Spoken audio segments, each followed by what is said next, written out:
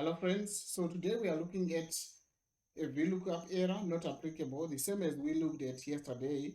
But yesterday, the scenario we had was that your number where you are VLOOKUPing from is text and the source or the array numbers are value. So today we are looking at the opposite of that, where your number you are doing VLOOKUP from is a number and the source is a text. So here you can see it's giving me not applicable, suggesting that we don't have a 30 here, but you can see here is just formatted as text. How can I get rid of that error?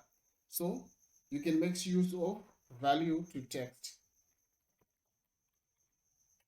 to convert this F3 here. So F3 is my 30 here.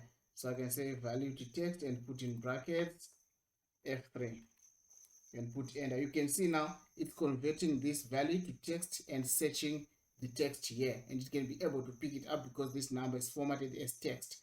And if I drag it down, you can see it could pick also 29 because it's there, but that one is not there anywhere. So it gives me not applicable.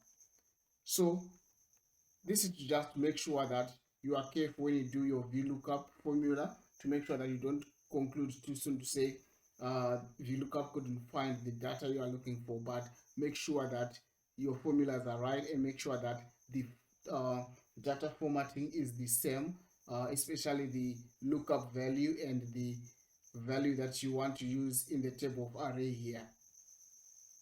I hope you have enjoyed the video. If you have, please don't forget to hit the like button, and also please don't forget to hit the subscribe button to support my channel.